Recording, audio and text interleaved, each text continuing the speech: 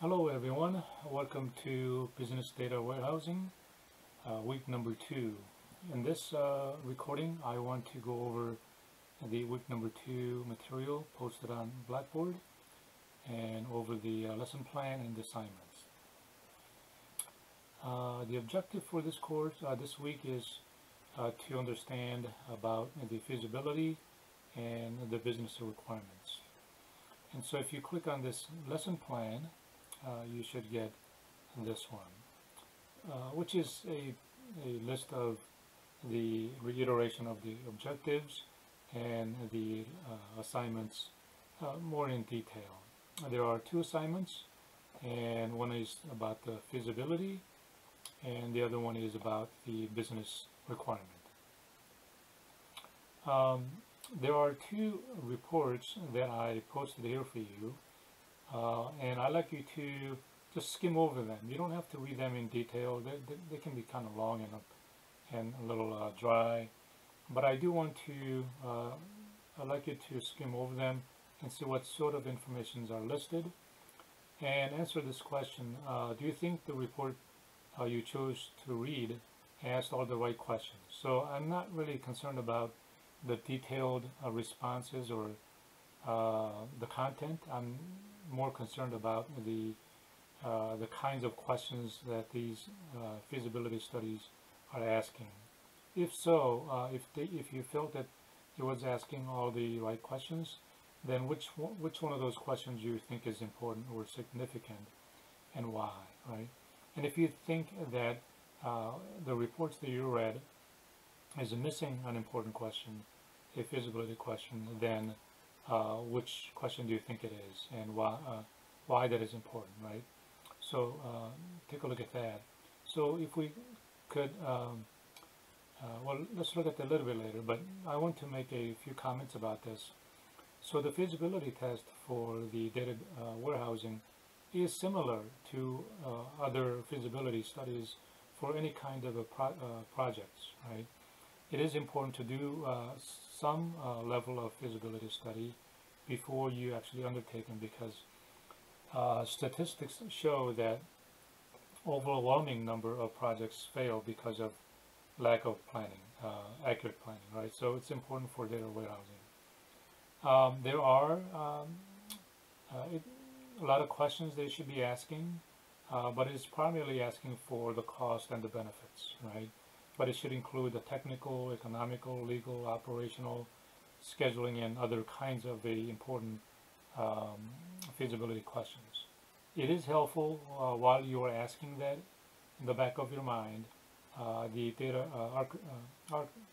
warehousing architecture, where you have many different kinds of the sources that you will need to extract and load it into your warehouse, and then ultimately provide some sort of service for the users to consume. So if you have more accurate description of how this is going to lay out, then more pertinent questions you'll be asking. So the first one here, I think I have it up here. So this one, well, no, these are, so here's the one that talks about the potential benefits of centralized data warehousing for state of Arkansas. Here's another one. I think it's this one. A statewide data warehouse program. And so take a look at them, and you don't need to read all of these, just need to skim over them, right? For this one to look at what kind of questions it's asking, and you should be able to respond. The second item is also similar to other kinds of a business analyst question, and that is to understand the business requirement. And there are many different kinds of requirements. This one is asking a business requirement, right? So in requirement documentations or requirements in general can be categorized in many different ways, but one way it can be categorized is a functional versus technical, right? We're not interested in the technical requirements at this point. That's more for the IT. But for the business side, we want to ask functional questions, right? And so chapter 6 particularly in the textbook is talking about the, providing a business requirements. What I'd like you to do is to look at this feasibility study report. And again, you don't have to read this entirety. You can just kind of skim over the content and the kind of questions it's asking, and doing the same thing, but a little bit differently this time.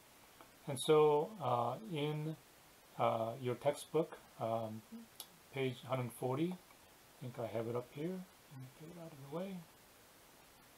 So this one is for data warehousing reference. This is your textbook for a manager's guide to data warehousing, chapter 6.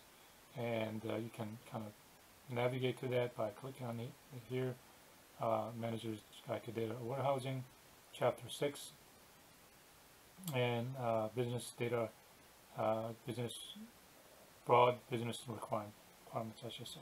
So here it's asking several different kinds of questions here, in other sections too. This is more of a strategic requirements. But here's on page 140, or you can, if you're accessing this, it's under the broad business requirements. It's asking these questions here. And what what is your primary business objective, right? So your data warehousing should meet this business or primary business objective in some way, right? So these are the kind of questions it's asking. And when you look at this, let's see here. So when you look at this one here, it's pretty long. It's over 100 pages, right? So I'd like you to look at the content and see if it is asking the right kinds of questions, particularly over here in business requirements, right? So based on this set of questions, ask yourself, is this report asking all these requirement questions, right? And if you think it is, then which one do you think is important? If it's lacking any, and then say which one it is, right? So that's pretty much it. And I think that's it for this week. We're still in the discussion phase of this data warehousing, and another thing that I'll be working on is trying to put the people into different groups. So I'll talk more about that probably next week. But anyway, this ends this week's material. The objective is to understand the feasibility and requirements, and there are 2 assignments that I'd like you to do. Okay, and as you can see in the Blackboard, I have included a due date. So due dates for these 2 discussion board questions are due on this date. Okay. And that's pretty much it. Just looking forward to receiving your work. As always, if you have any questions, feel free to email me. Okay, bye-bye.